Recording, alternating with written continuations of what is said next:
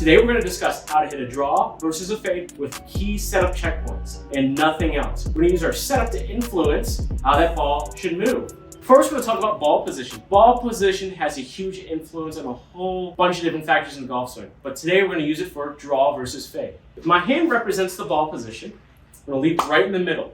My swing would work slightly in and back, and then it comes back to the ball. We hit it, and it works in and away.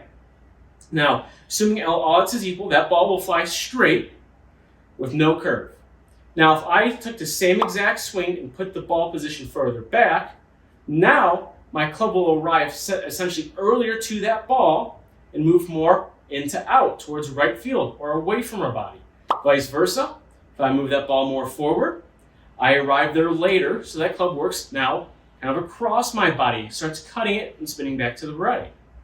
So ball position has a huge influence. Our body also has a huge influence. So I've aligned 4 alignment rods here to help us see our setup, see the club movement, and see how we should address with the club face. So yellow dictates our target line. This one here is parallel to our target line between the ball and our feet. Light orange represents our club path across or a cut swing. And the dark orange represents club moving away or a draw swing.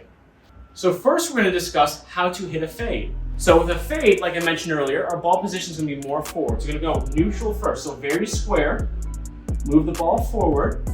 And it's really important that we get our club face square, pointing at our target line at address. A lot of people want to point that face left for a fade. I understand why, but what happens as we swing more left with the club, it's going to be more of a pull if that face is already pointing left. So what happens is the face wants to follow the club as you swing. So if I leave that face at address down our target line, and I swing left, now we have a variation, a difference between face and path, which we'll see here in a moment. So at address, face at our target line, ball position slightly forward. We're going to get set up open. So that means I'm going to pull my left foot back slightly and get my left shoulder to match my left foot, my right shoulder to match my trail foot. So my left foot, the toes are going to be in line with the knuckle of my trail foot. So we can see that right here. All right, so face at the target line, ball slightly forward, opening up my stance so the knuckle is in line with the toes. Shoulders matching the feet. The last piece is making sure our foot pressure is in the right position. So I want to feel more left heel, right toe. And all of this is going to help you hit that cut shot. And then we can minimize all of these factors instead of being way open or having as much pressure as I might have. We just minimize them and they'll have a smaller cut. So we're going to go for kind of the mid-range cut, nothing too drastic, nothing too small. Okay, just to reiterate, club face pointed on the target line, ball position forward, stance open, shoulders match the stance, left heel, right toe.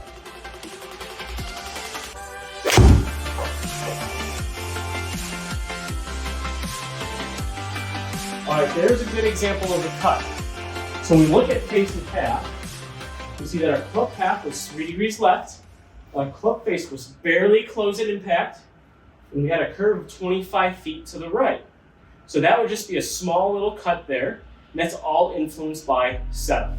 Now let's discuss a draw. So a draw is going to be the opposite. So just like I mentioned earlier, ball position is going to be a little bit more back in the stance. So when we get set up, we're going to set the face perfectly square to our target. We're going to put the ball slightly back in the stance.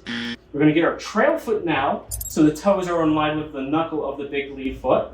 And we'll get our shoulders to match that. Then pressure goes left toe, right heel. Let's see what happens.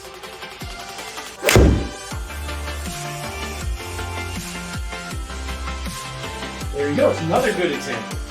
So you can see that club path was a positive 6.9. Face is a positive 3.5.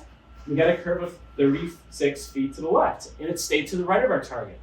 So ideal cuts and draws are going to be where path is greater than the face. So for a cut, we're going to see negative club path. Let's say it's 4, and hopefully see a negative 2 club face. The difference creates that curve back to your target. For a draw, we'll see a positive club path and a positive face, but the path is greater than the face. And let's say we have a 5 and a 2.5. That's going to get you back to your target line. So for example, this one, my path was 6'9", my face was 3.5, and I'm only 5 feet to the right of my center line. So draw and fade.